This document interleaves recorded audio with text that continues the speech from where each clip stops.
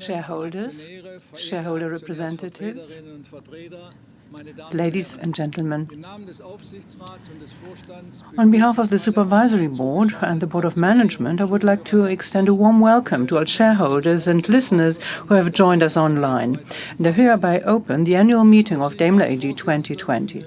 As Chairman of the Supervisory Board, I am responsible for its management in accordance with the Articles of Incorporation. This year, the annual general meeting will be held as a virtual general meeting in accordance with the provisions of the COVID-19 Measures Act. It will be fully transmitted on the Internet in German and English via the e-service for shareholders. Until we start answering your questions, the annual general meeting will be webcast live on the Internet. Afterwards, the annual general meeting can only be followed by shareholders entered in the share register, their representatives, invited guests, and accredited media representatives. For reasons of caution that still prevail, we have also limited to a few people the number of participants here in the studio. Here we have, of the Board of Management, Ola Kalenius, Harald Wilhelm, and Renata Jungo-Brünger. And Ms. Jungo-Brünger is in charge of integrity and legal, and she will answer any questions that shareholders have on law and compliance. From the Supervisory Board, we have Michael Brecht here, Deputy Chairman of the Supervisory Board. The other members of the Management Board and Supervisory Board also follow the annual general meeting via a virtual channel and can exchange information with each other and with us if required. Also, there is Notary Dr. Sünner, who is also present in this room. He will notarize the annual general meeting. Ladies and gentlemen, before we get down to business, let us honor our dead, as we do every year. We will commemorate the employees and pensioners who have passed away since the last annual general meeting, as well as all those who felt close to our company. Today, we should not forget that the prevailing pandemic also has cost lives of employees of our company, of our suppliers and business partners. We especially include these colleagues and our partners in our thoughts.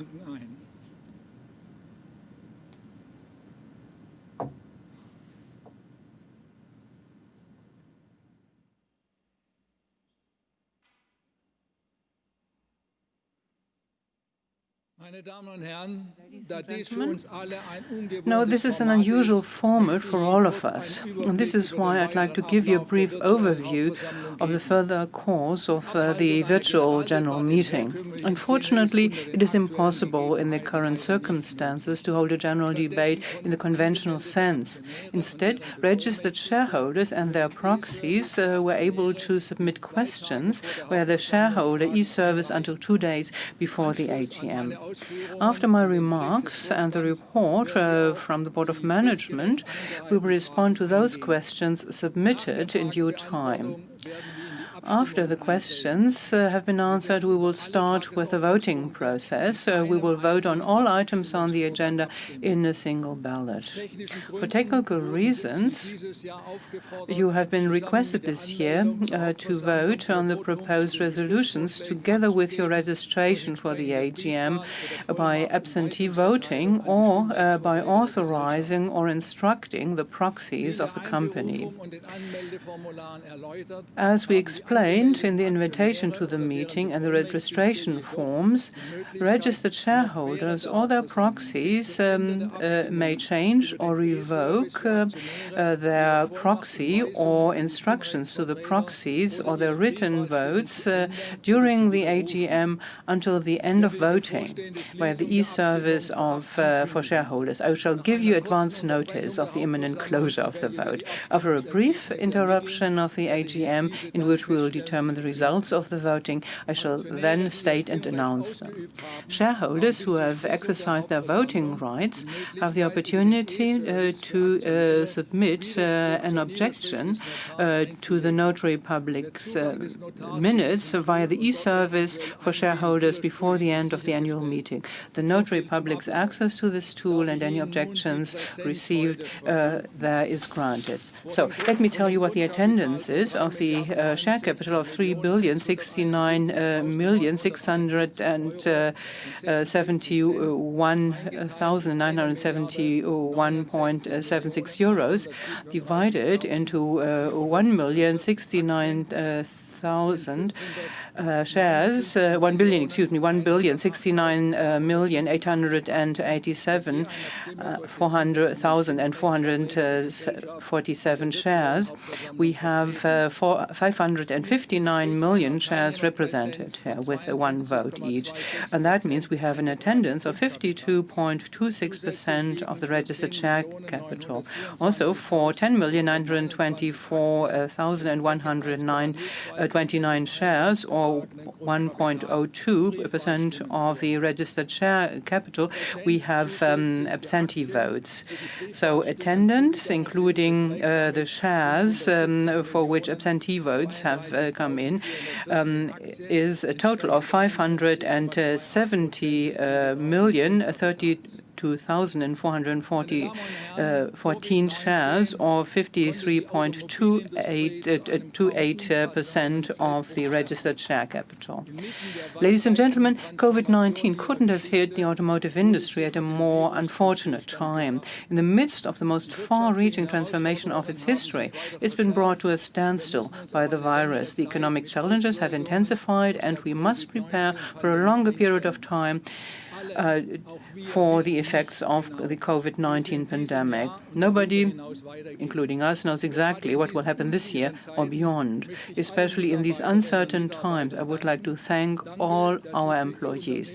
Thank you. Thank you for supporting your company and for joining forces to look ahead and shape its future.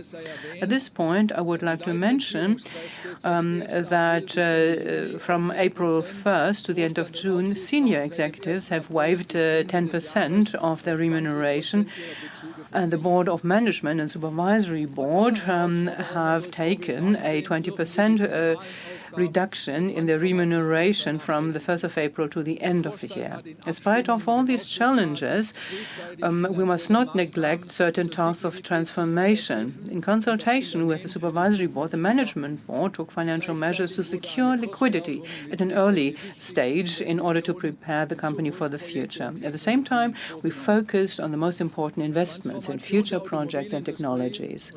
The transformation of the automotive industry and of our company is in full swing. The main technological tasks, such as electrification and digitization, in all its forms, are the main fields that continue to require increased funding. Last but not least, the pandemic has brought it home with a vengeance to everyone that we must take better care of our environment if we do not want to cause massive damage to ourselves in the long term. Daimler's goal is and remains emission-free mobility. By the end of the year 2039, the fleet of new passenger cars is to be completely carbon neutral. And your company is again making massive investments this year, despite the burdens of COVID-19, to develop ever more efficient drive technologies, among other things. Since every car manufacturer's funds are finite, this company has entered into partnerships in various forms and with various companies. But let me just give you a few examples. Volvo Trucks for the fuel cells for trucks and buses, and then that's our cooperation with NVIDIA for software-defined vehicle architecture. And there's Mercedes-Benz and NVIDIA who are partners here. And Ola Kalenius will have more examples for you. However, one thing is also clear. The necessary investment in the future can no longer be generated by increases in sales and normal efficiency gains. The Board of Management has therefore adopted a program to improve the cost structure. Cost discipline covers all areas of the company and is an essential prerequisite for an economically successful future. In addition to the health, technological, and sales challenges, however, we are also faced with geopolitical challenges. It is obvious that the emerging economic power, China, is challenging the United States' leading position. Unfortunately, Europe is in a state in which, despite our potential strength with more than 500 million citizens, it cannot position itself as an economic power of equal standing. The conflict between the US and China, whether in technological, commercial, socio-political, cultural terms, or be it in terms of values, can have a massive impact on our business.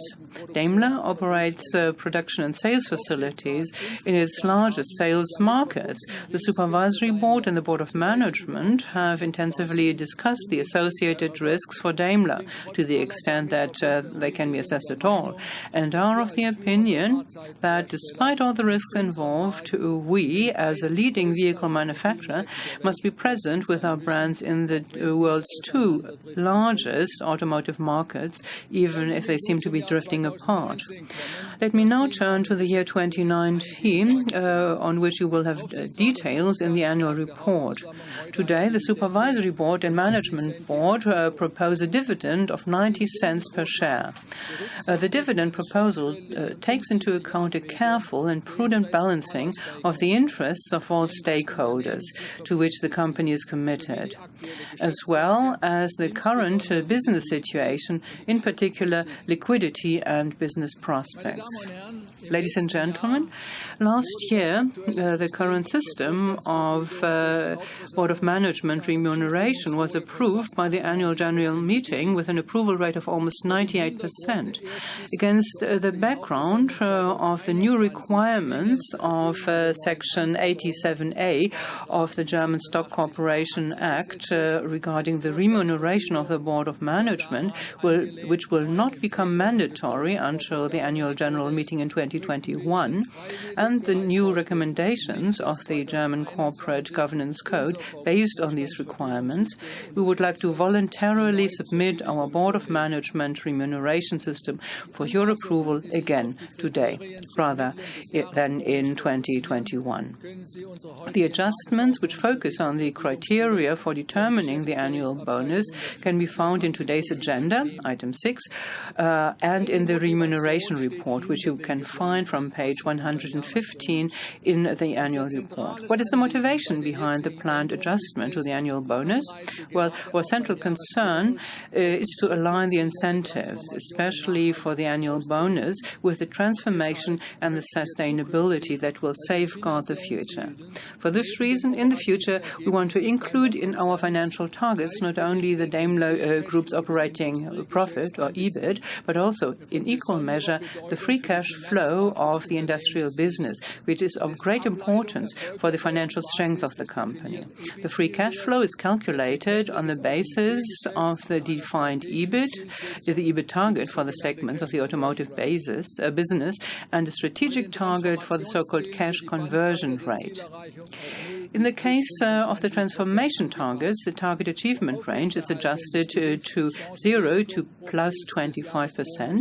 In order to maintain the desired opportunity risk profile of the annual bonus, the maximum target achievement, or CAP, is reduced from 235% to 200% of the target bonus, which also leads to a higher relative weighing of the non-financial targets and transformation targets in the overall target achievement, and further underlines their importance. Our system meets the new regulatory and legal requirements. The value of the maximum total remuneration to be newly defined is based on the previous, still relevant maximum amount, that is, the cap on cash inflow.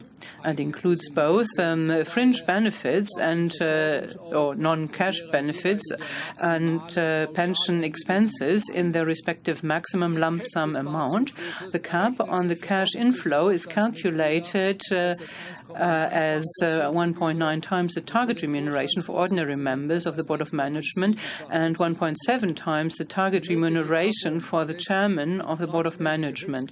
In both cases, the possible cap on the amount in excess of the maximum amount or the maximum total remuneration is made when the long-term oriented variable remuneration or the performance phantom share plan issued in the financial year and due for payment 4 years later is paid. The principle of pay for performance continues to be strongly anchored in our remuneration system proposal. Around 70% of the target compensation are variable compensation components. If the maximum total remuneration applicable to the chairman of the Board of Management of 12 million euros, including pension expenses and fringe benefits for a financial year, which we will certainly miss by a wide margin in the next few years, is deemed inappropriate by anyone, I am authorized to inform you today on behalf of Ola Kalenius that in this theoretical case, any amount exceeding 10 million euros after deduction of the taxes to be borne by him will be donated to a charitable cause. Ladies and gentlemen, as in previous years, we had to deal last year with antitrust issues and proceedings relating to diesel emissions. In April of last year, the European Commission issued a statement of objections accusing BMW, VW, Audi, Porsche and also our company of violating EU competition regulations, which the Commission interpreted very broadly in this respect in connection with the development and introduction of emission control technologies for new diesel and gasoline passenger cars. Let me emphasize once again at this juncture that your company has fully cooperated with the authorities in this case, as in all other matters, and has ensured transparency.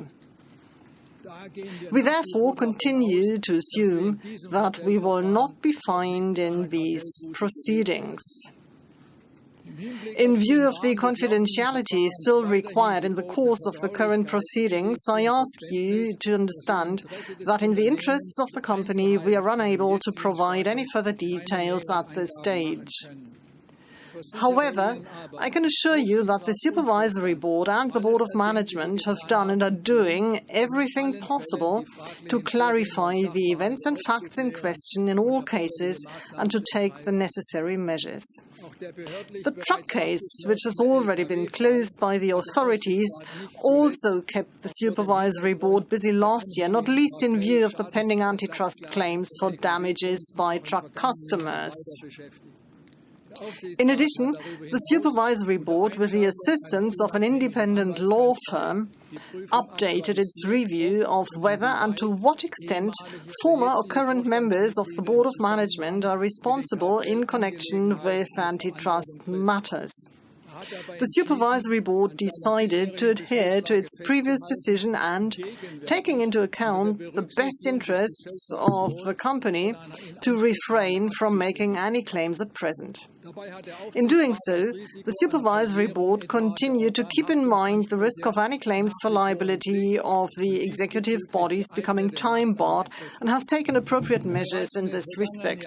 As in previous years, we've also asked another independent expert, Professor Dr. Habersack, to examine whether the Supervisory Board has fulfilled its duties in this respect.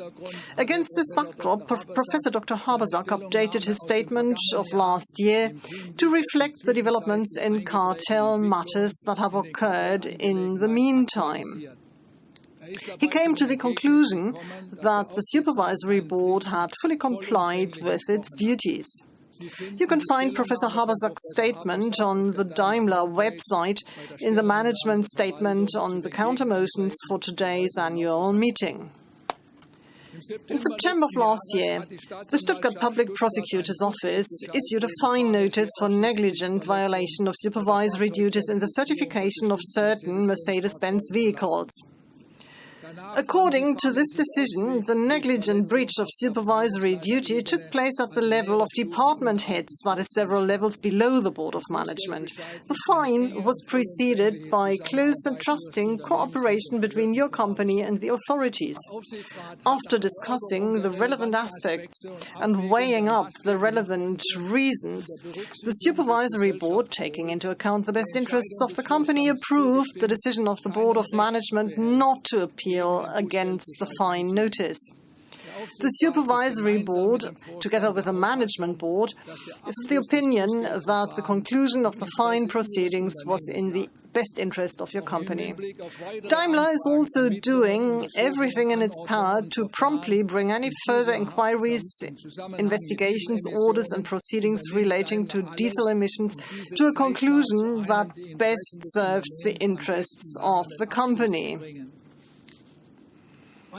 In view of the confidentiality required in the context of these complex issues, I would also like to ask you for your understanding that in the interest of the company, we are currently unable to provide more detailed information. I can assure you, however, that both the Supervisory Board and the Board of Management have done, are doing, and will do everything possible to clarify the events and facts in all cases and to take the necessary measures. The Supervisory Board, with the help of an independent law firm, is examining whether and to what extent members of the Board of Management are responsible in conjunction with the diesel emissions. The review is ongoing. As soon as the results of the investigation are available, the Supervisory Board will decide on any necessary measures. The Supervisory Board has examined possible risks of limitation in detail and has ensured that there is no risk of the statute of limitations being suspended. In addition, the Executive Board has comprehensively further developed the company's technical compliance management system. This is a very important measure designed to ensure that Daimler vehicles continue to comply with increasingly complex legal requirements worldwide. The Supervisory Board, in consultation with an independent law firm, is dealing in detail with this technical compliance management system and its implementation. Against the background of the high complexity of issues relating to issues of emissions and cartels, and with a view to the efficient organization of the Supervisory Board's work, the Supervisory Board established a Committee for Legal Affairs in July 2019, which is chaired by Dr. Bursig. This advisory committee receives detailed reports on these issues, discusses them, and prepares the Supervisory Board's deliberations. This ensures that the Supervisory Board is intensively and comprehensively involved in these complex issues. Ladies and gentlemen, I would now like to turn to the personnel matters of the Management Board and the Supervisory Board. As of the end of last year's annual meeting on the 22nd of May 2019, Ola Källenius assumed responsibility for the areas of responsibility of the Chairman of the Board of Management of Daimler AG and Mercedes-Benz Cars, and Harald Wilhelm assumed responsibility for the areas of finance and controlling and Daimler Financial Services. There is a sack full of work ahead of the Board of Management team, to quote Ola Källenius. The Supervisory Board is fully aware of the complex tasks that the Board of Management now faces and therefore supports all measures that are suitable for successfully implementing them and shaping the future. In February 2020, the Supervisory Board reappointed Hubertus Troska as a member of the Executive Board with responsibility for Greater China for a further 5 years, with effect from the 1st of January 2021. Hubertus Troska has developed and driven forward the business activities of Daimler, and in particular the Mercedes-Benz brand in China, with outstanding success. China is by far the most important automotive market for Mercedes-Benz passenger cars and is also essential for our truck and van businesses. With his local experience, Hubertus Troska has a key role to play here. We look forward to continuing the successful cooperation with Hubertus Troska. Ladies and gentlemen, I would now like to turn to the personnel changes on the Supervisory Board following today's annual general meeting. Paul Achleitner's term of office on the Supervisory Board ends at the end of today's AGM. Mr. Achleitner announced, after the nomination committee wanted to propose him again for election election to the Supervisory Board of Daimler AG that he does not intend to stand for a third term of office. This decision deserves our respect. Over the past 10 years, Paul Achleitner has enriched our Supervisory Board with his experience and expertise. On behalf of the entire board, I would like to thank Paul Achleitner for his dedicated work and for his contributions towards the well-being of the company. We wish Paul Achleitner all the best for the future. On the basis of the recommendation of the nomination committee, Timotheus Höttges is proposed for election for the first time for a 5-year term of office under agenda item 7. Tim Höttges has been CEO of Deutsche Telekom AG since 2014.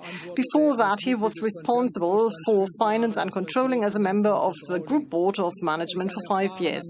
He's a seasoned manager and a proven expert in digitization and telecommunications.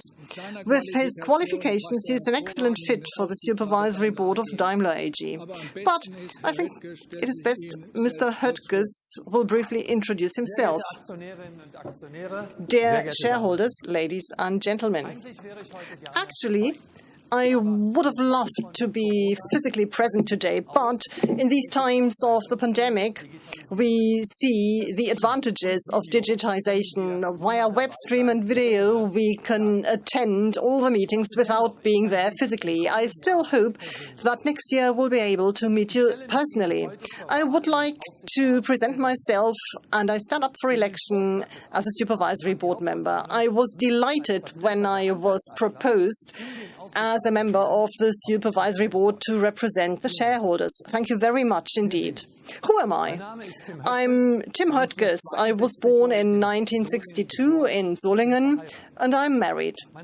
My wife has a private clinical practice in Bonn, and we have 2 adult sons and a dachshund. My career went as follows. I studied business administration at Cologne University, and then I started working with a consultancy. I learned my trades from scratch. After that, I joined FIAC, and among other things, I cooperated in the merger with FIBAC to E.ON. I'm an expert in finance and accounting and in controlling, but I also wanted to see the other side of the business and learn a bit about that. So in 2000, I changed over and joined Deutsche Telekom, where I started being head of T-Mobile Germany. After that, I was responsible for sales and business in Europe, and from 2007 onwards, I was in charge of the turnaround of the fixed-line business T-Com. In 2009, I went back to my roots, and next to René Obermann, I worked as a CFO. Since 2014, I've been CEO of Deutsche Telekom AG, and I'm responsible for a global business with 215,000 employees and a turnover of 80.5 billion euros.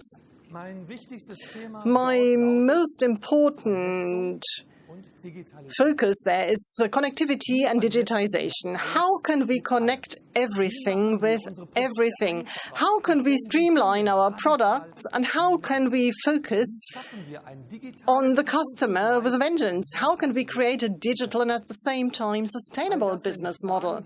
All these are questions that are also very important for Daimler. And I think I am the right person to support Daimler in this. I would be delighted to share my knowledge, and I'd be pleased to make available my knowledge, my expert knowledge, when it comes to future technologies and connectivity. And I promise I will do that with a lot of passion and great commitment. I would be very happy indeed if you placed your trust in me, and I hope to see you next year. Thank you very much indeed, Mr. Höttges. I would like to move on. The agenda with the proposed resolutions was published in the Federal Gazette when this annual general meeting was convened on the 10th of June 2020. In doing so, the opportunity was taken to shorten the notice period in accordance with the COVID-19 Act. Since June 10th, 2020, the convening notice has been available on the company's website, together with other documents to be made available. The counter motions and election proposals to be made available were also published on the website. I will return to the counter motions and election proposals later during the voting process. The annual financial statements of Daimler AG, the consolidated financial statements of the group, and the combined management report of the company and the group for the 2019 financial year were audited by KPMG AG Wirtschaftsprüfungsgesellschaft Berlin and received the unqualified auditor's opinion.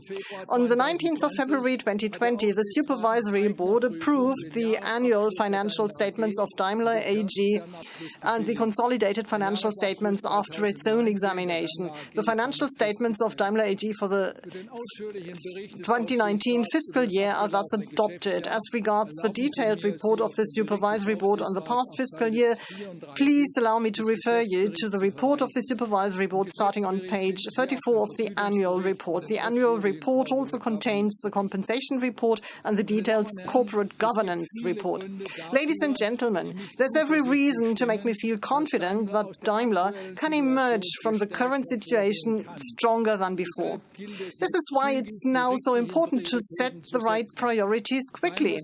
Daimler's business model, together with the innovative spirit, the wealth of knowledge and commitment of its employees, meets all the requirements it takes for taking mobility to the next level.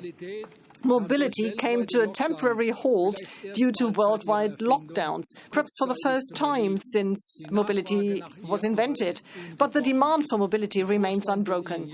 The Management Board will now report to you on the past financial year and provide an outlook for the future. For his speech, Ola Kalén use the equipped studio. Ola, the floor is yours.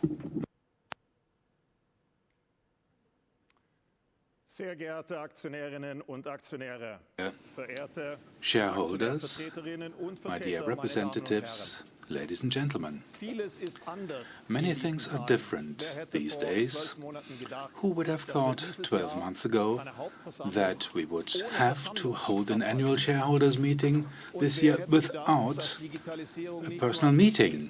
And who would have thought that digitalization would not only be an important topic on this year's annual meeting, but a prerequisite for holding it? Of course, I too would prefer if we could meet in person today.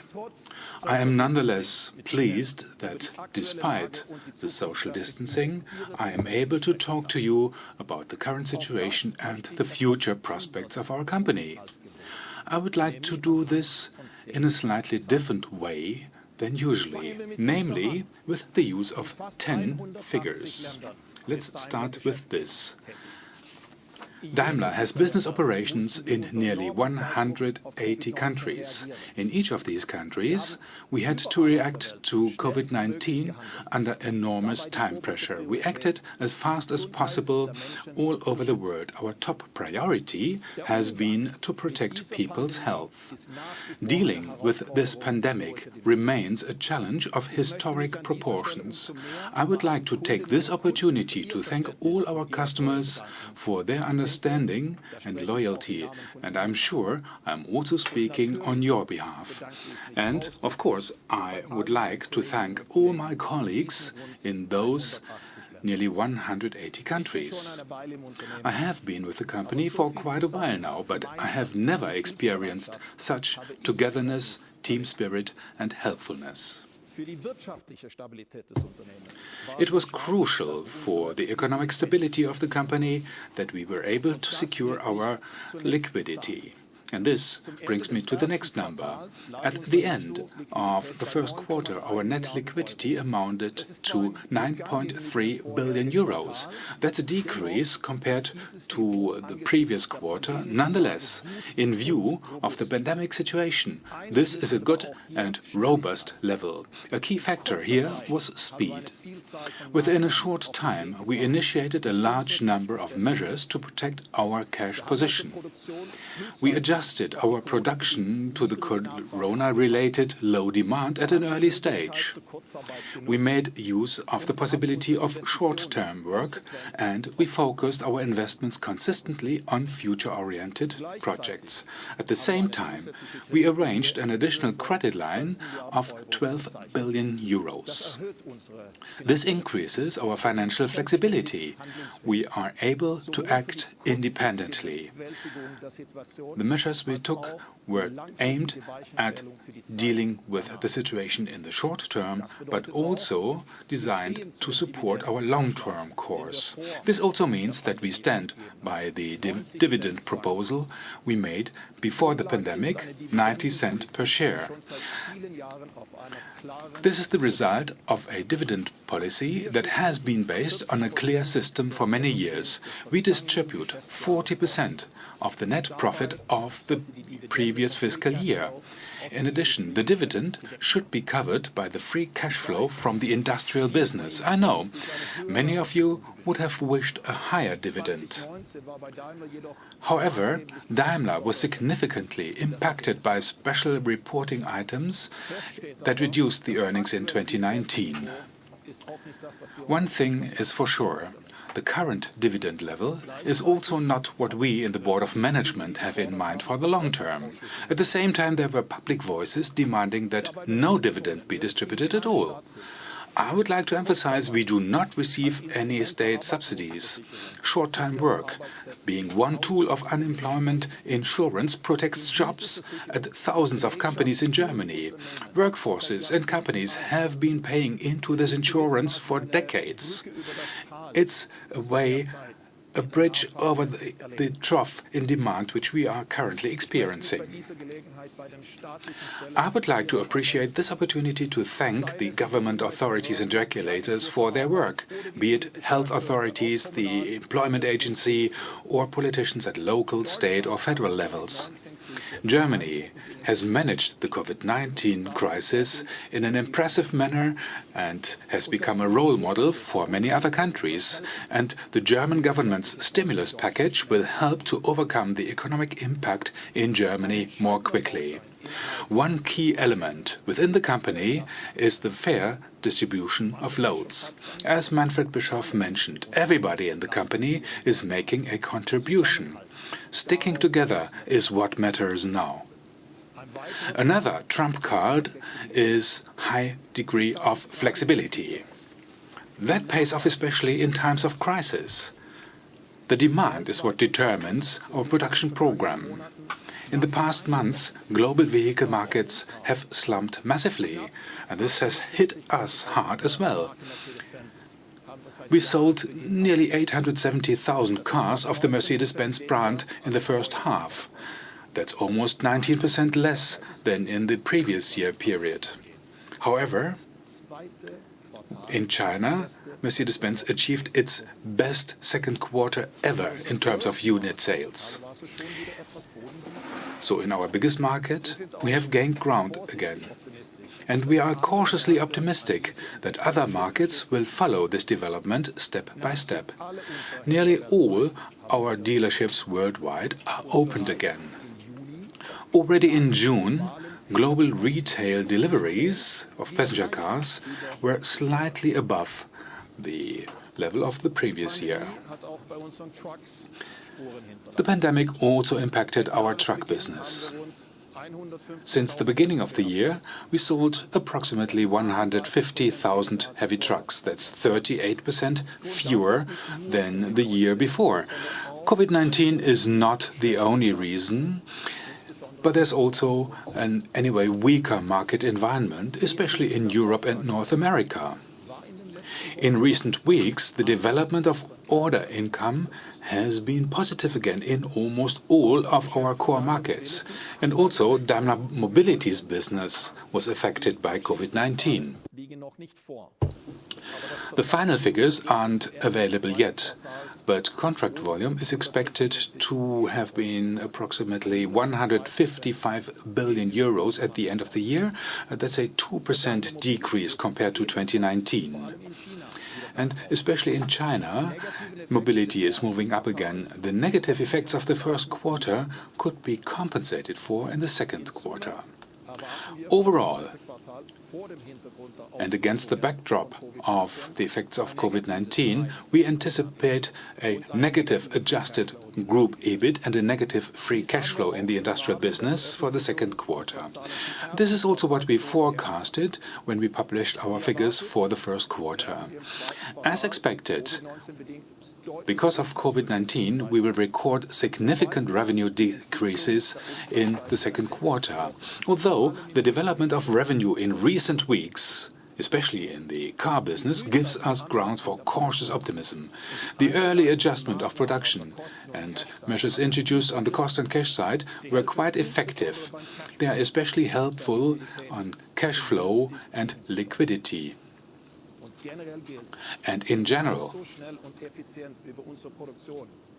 as quickly and efficiently as we slowed down our production because of COVID-19, we are equally able to ramp up production as soon as demand increases again. But it's also a point of truth that the way to the level before the crisis is still a long way. For 2020, the IMF expects the worst worldwide recession for almost 100 years. The group's unit sales, revenue and earnings are likely to be lower this year than in 2019. When it comes to diesel, we were able to take a decisive step in September 2019 and conclusively end the district attorney's fine proceedings against Daimler AG. This strengthens us in our course. We are working constructively and transparently with the authorities and regulators and focus on sustainable compliance while continuing to defend our legal position. Also last year, we launched a comprehensive initiative to improve our efficiency on the long run in all divisions. We are currently implementing thousands of measures and first effects are already being felt. Our previous efficiency goals covered the upcoming transformation, but not a global recession. And that is why we are further refining our course. We are currently engaged in constructive negotiations with the employees' representatives. We communicated another measure a few days ago. We plan to adjust the capacities of our global production network to the expected market situation. We therefore intend to start negotiations on the sale of our car plant in Hambach, France. One potential buyer with whom we are holding talks is Ineos. The prime goal is to give the site a good prospect for the future. At the same time, we are investing in the transformation towards CO2-neutral mobility. The most recent example is our strategic partnership with the Chinese battery cell supplier Farasis. In this way, we are intensifying our sustainability and at the same time strengthen our existing business relationship with an equity interest of about 3%. We have initiated a number of measures to become more competitive. Each of them serves the purpose of generating more profitable growth and meeting your revenue requirements as investors. And I can assure you, we are committed to our long-term economic goals. I think we all agree. The latest results of operations, even before Corona, do not do justice to this proud company. Daimler can do better, and we are determined to deliver.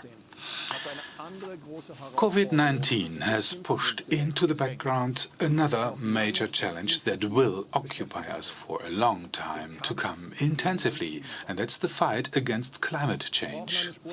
We need to change lanes towards decarbonization. It is our goal to offer a CO2-neutral new passenger car fleet by 2039. In order to achieve this, our principle reads electric first, and we are making good progress. By the end of this year, our car portfolio will comprise 5 fully electric models and more than 20 plug-in hybrids. In Europe, we sold 4 times as many plug-in hybrids as in the first half year last year, and this is rising steadily, and this shows that more and more of our customers are deciding on one of our electrified models. And with our all-round carefree packages by Daimler Mobility, we want to specifically reduce any remaining reservations. Our overall contribution to climate protection, however, goes far beyond the vehicles. We recently developed principles for green financing at Daimler. This will make it possible in the future to invest specifically in Daimler's sustainability topics in the future. The first step soon will be an issuance of green bonds. We will use the proceeds to further advance our sustainable business strategy. Or let's take production. As of 2022, production of cars and vans in the more than 30 factories of Mercedes-Benz AG worldwide will be CO2 neutral. And sustainability has priority not only for our cars. For our most important truck markets in the Triad, we plan to make all new Mercedes-Benz commercial vehicles CO2 neutral to operate. Production in our commercial vehicle plants in Europe will be CO2 neutral by 2022 already. Other plants will follow. We already have fully electric trucks, vans and buses on the road. The e-Canter is already in large-scale production. E-Actros and e-Cascadia are being tested in everyday use. We want to put both into serious production next year. With our vans, after the E-Vito and E-Sprinter, our EQV has been available to order for a few weeks now. Thomas Built Buses is the first large-scale manufacturer to put all-electric school buses on the road.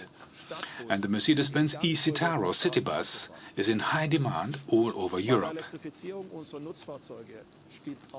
The fuel cell also plays a crucial role in the electrification of our commercial vehicles. I know that this topic is important to you, my dear shareholders.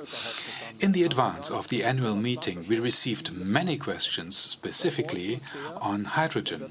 We are really pleased with this because we share the view that fuel cells are a key element of the drive portfolio of the future. We are consolidating our know-how in this field in 2 partnerships. With Volvo, we plan to offer fuel cell trucks for heavy-duty long haulage in serious production in the second half of the decade. And with Rolls-Royce, we are working within a cooperation on stationary fuel cell systems. We are taking the next step towards the future with a car that will be presented in the fall. That's the Model Series 223, our S-Class. We offer many highly attractive premium models, but none of them embodies Mercedes as much as the world's best-selling luxury sedan. It is our claim to offer our customers innovation, safety, comfort and quality like never before. There is a high potential, especially in the upper end of the segments we are active in. We are a luxury brand. That's where we have been strong historically, and that's exactly where we want to grow in the future. One important parameter in this is our strong brand, Mercedes-Benz, and the extension of our sub-brands from AMG to EQ. In total, we are going to strengthen our brand portfolio and make it more attractive to a broader group of buyers. That's one step towards profitable growth. In the core of our strategy, it's about appealing, desirable cars, the most desirable cars. That's our promise. I recently drove a pre-production model of the 223 series, and I can tell you that our engineers are once again delivering on their promises. The new S-Class combines our two strategic focuses, electrification and digitalization. 48-volt technology will be standard for all engines, and the plug-in hybrid version will set the benchmark for electric range in this segment. Dass wir Digitalisierung als riesige Chance begreifen, dokumentiert neben der S-Klasse auch. Our idea that digitalization is a huge opportunity is documented by our cooperation with NVIDIA. Together with one of the world's leading tech companies, we plan to develop one of the smartest ever computer architectures for automated driving ever. And as of 2024, we will roll it out across our car fleet. With state-of-the-art software and digital services, we want to offer our customers additional values. For example, automated driving functions can be made available over the air. And the idea behind it is simple. Buying a car is no longer the highlight between customers and us, but it's going to be the starting point. Jensen Huang, NVIDIA's CEO, put it in a nutshell. In the future, a used Mercedes will be smarter than it was as a new car, because it will learn constantly and adapt itself to the customer's wishes. We will already take the next major step in terms of digitalization in less than 2 months with the new Mbux Generation. We will demonstrate in detail what the system can do at the S-Class World Premiere, but I'm happy to give you a sneak preview already today. You all know Mbux. With artificial intelligence and intelligent usability, we revolutionized the automotive cockpit. With new and extended functions, we are revolutionizing the previous Mbux system. In terms of performance, learning capability, design and individualization of the system, we follow completely new approaches. In the future, all passengers will be able to use Mbux, and the system will identify the different passengers by their voices. Let's have a look inside. Different stylings make Mbux even more individual and make it a styling element of the interior. With the subtle mode, we also offer a very reduced graphical user interface so that the driver can concentrate on the road and on the traffic. The focus of the system is a large OLED touchscreen. It not only gives tactile feedback, it also predicts which elements I want to select, which are then emphasized visually. In addition, we are offering more and more streaming services in Mbux. The next step is Amazon Music, and more providers will follow. Let's also have a look at the gauge cluster in front of the steering wheel. With the S-Class, we launch the EcoScore to production. Millions of people know gamification from their everyday life. Playful tasks help improve fitness. And with the EcoScore, we improve the energy friendliness. By driving with foresight, you keep this globe in the middle, save energy and drive environmentally friendly. One function of our new Mercedes Me app perfectly complements to the EcoScore. With the individual fuel consumption service, you can view your actual fuel consumption anywhere at any time on your smartphone, and if you want, you can compare your numbers with those of users of the same car model type. The interaction between infotainment and driver assistance systems in the new S-Class enhances safety also. One example, recognition of one's surroundings. Looking ahead and looking rearward, well, a Mercedes can do that already. With the new Mbux, it not only recognizes that a vehicle is approaching, but also which type. The display shows whether it's a motorcycle, a car, or a heavy truck approaching. The new S-Class also reaches the next milestone when it comes to automated driving. More about this you will see on the premiere in early September. Is there such a thing as the ideal passenger? Well, couples probably have been arguing about this since the invention of the automobile. Our new S-Class gives the answer. It reads, yes, augmented reality makes the S-Class the best co-pilot you have ever had. Route instructions are more precise and easier to understand than ever, thanks to the fusion of virtual and real worlds. There are many arrows in navigation systems, but our engineers put them where they belong, on the road. We thus make navigation better and above all safer than ever. In this way, the driver's eyes remain on the road ahead. All of this is just a little glimpse into MBUX in the new S-Class, and I think it makes clear the future of Daimler is digital and electric. Next year we will enter a new era of Mercedes-Benz Electrification. The EQS will set new standards. More than 700 kilometers of driving range according to WLTP. That's how far it can go on one battery charge. With the EQS, the way we think and conceive cars is changing. It is the first fully electric Mercedes-Benz which was developed from scratch as an e-car. And this opens up completely new possibilities, from the layout of the batteries to the car's styling. The EQS plays in the same league as the S-Class in terms of luxury, comfort and safety. But the EQS is also a symbol for Germany's future capability. The batteries come from our plant in Stuttgart-Untertürkheim, and the car will drive off the assembly line in Factory 56 in Sindelfingen.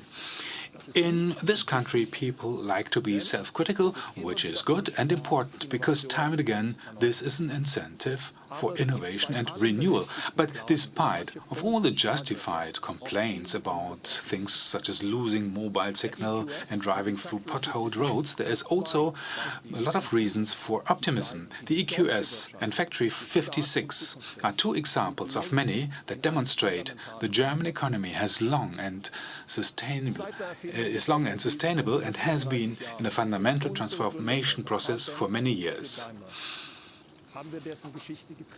We have shaped the history of the automobile since its invention 134 years ago by our founding fathers, Karl Benz and Gottlieb Daimler. Countless people are still inspired by this unique tradition today, and this applies not only to those who drive our cars, it also applies to all our colleagues who engineer, build, sell and maintain them. We at Daimler have time and again experienced profound upheavals. In view of an ever faster changing world, we must be prepared to change at an even faster pace. As a company, our goal is to be a role model and pioneer for integrity. It is the foundation of our business and our corporate culture. We have already achieved a lot in this regard, but implementing integrity in everyday work is an ongoing task. The right culture also includes taking a clear stance on current issues such as racism or discrimination, and we are doing this both internally and externally. Building cars is teamwork and can only function if we treat each other with respect, openness and fairness. Daimler is clearly committed to this, and we expect the same from the approximately 300,000 employees who work for us worldwide. Owing to their commitment and their lifeblood, we have come out of every crisis strengthened, and this will also be the case in the current one. And for this reason, I am looking into the future full of confidence. A path of decarbonization and digitalization leads to the future of mobility. Strategically, we have been on this path for a long time, and that was right. The results can already be experienced on the road today, and in the months to come, they will be even more numerous and visible in passenger cars and commercial vehicles. Daimler's future will be sustainably fascinating, sustainably climate neutral, and last but not least, sustainably profitable. This company has a great history, but also a great future ahead. And we are shaping it with courage, with passion, responsibility, and togetherness. Thank you very much. Thank you very much, Ola, for your words. Ladies and gentlemen, with regard to agenda item 13, concerning the conclusion of a profit and loss transfer agreement with Mercedes-Benz Bank AG, we are obliged to explain this profit and loss transfer agreement to you in detail. Now I would like to ask Harald Wilhelm, our CFO, to do that. Harald, you've got the floor. Thank you, Manfred. Ladies and gentlemen, Board of Management and Supervisory Board under agenda item 13 propose the conclusion of a profit transfer agreement between Daimler AG and Mercedes-Benz Bank AG to be approved. The approval of the annual meeting is a necessary prerequisite for the effectiveness of the profit and loss transfer agreement.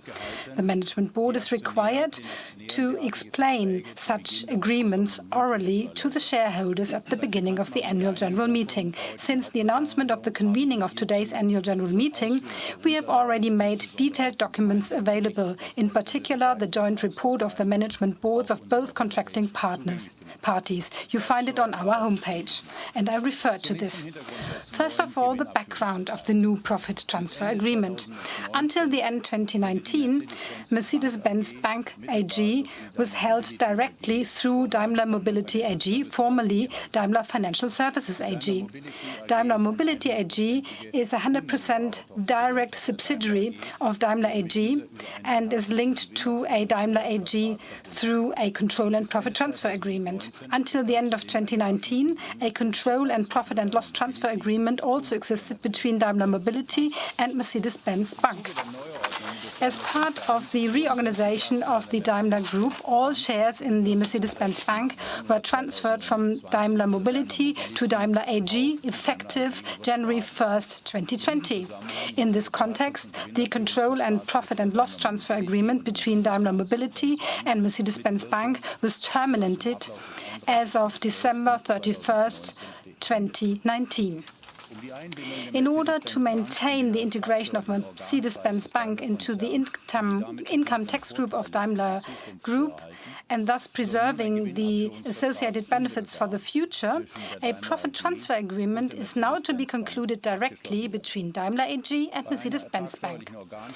In the case of an income tax group, profit and losses of the controlled company, Mercedes-Benz Bank, are allocated to the controlling company, in this case Daimler AG, for tax purposes on the accrual basis. They can then be consolidated with the result of the other domestic group companies in the income tax group at group level.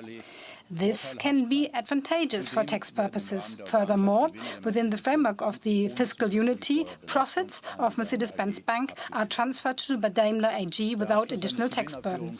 The conclusion of a profit and loss transfer agreement is a mandatory prerequisite for the establishment of an income tax group between Daimler AG and Mercedes-Benz Bank. Necessary components of a profit transfer agreement are the obligation of the Daimler AG to assume the losses of Mercedes-Benz Bank and the obligation of the Mercedes-Benz Bank to transfer its profits to Daimler AG. Apart from the obligation to offset losses, the profit transfer agreement does not have any particular consequences for Daimler AG and its shareholders. The obligation to offset losses vis-à-vis Mercedes-Benz Bank is not new. It already existed indirectly until the end of 2019, because Daimler Mobility was obliged to compensate for any losses of Mercedes-Benz Bank under the control and profit and loss transfer agreement existing between Daimler Mobility and Mercedes-Benz Bank until that date.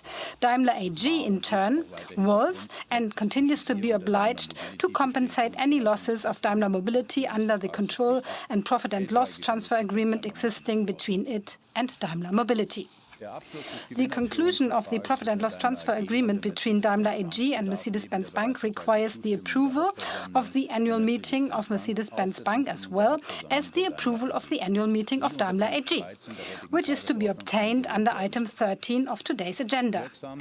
The agreement will not become effective until its existence has been entered into the commercial register of Mercedes-Benz Bank. The contract has the following main content. The Mercedes-Benz Bank undertakes to transfer its entire profit to Daimler AG from the beginning of the fiscal year in progress at the time the profit transfer agreement is entered in the commercial register, in accordance with the provision of Section 301 of the German Stock Corporation Act as amended.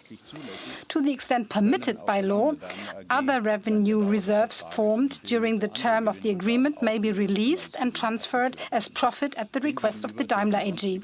By contrast, other reserves and retained earnings brought forward and retained earnings from the period prior to the effective date of the agreement may not be transferred to Daimler AG as profit, nor may capital reserves, regardless of whether they were formed before or after the effective date of the agreement.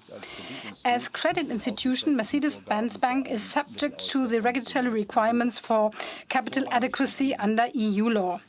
In priority to the extent of the profit transfer just described, the profit transfer agreement must therefore stipulate that Mercedes-Benz Bank, when preparing its annual financial statements, may, at its own discretion and to the extent that is economically justified on the basis of sound business judgment, reduce the amount of the profit transfer by allocating all parts of the profit or other revenue reserves or to special item for general banking risks before profit transfer to Daimler AG takes place.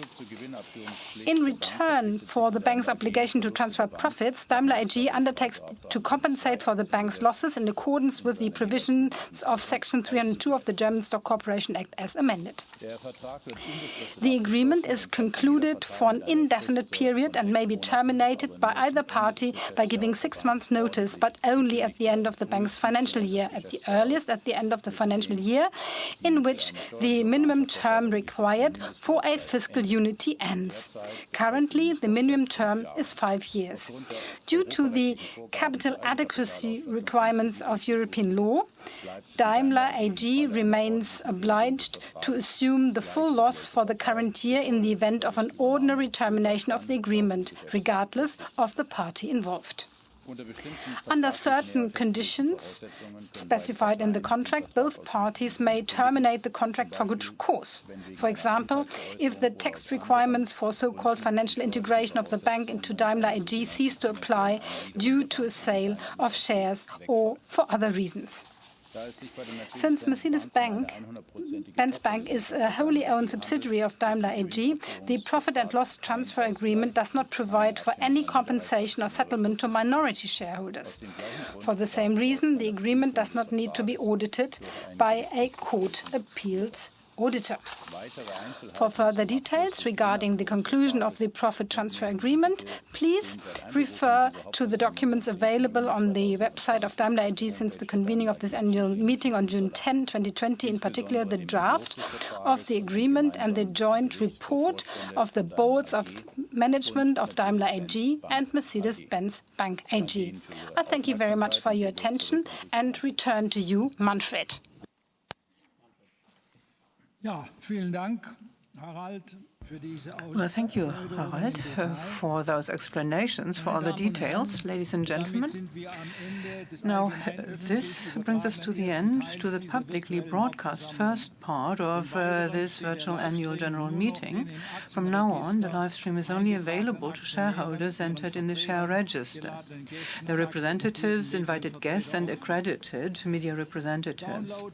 Downloading, copying, and recording or further processing in any any way is not permitted without the express written consent given by Daimler.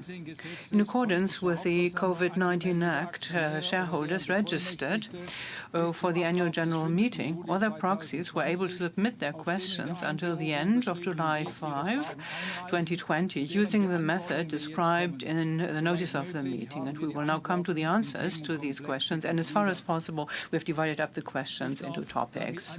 And I'll be the first to take the floor. We'll begin with the questions of institutional investors. We would like to start with Mr. Tüngler's questions of the German Association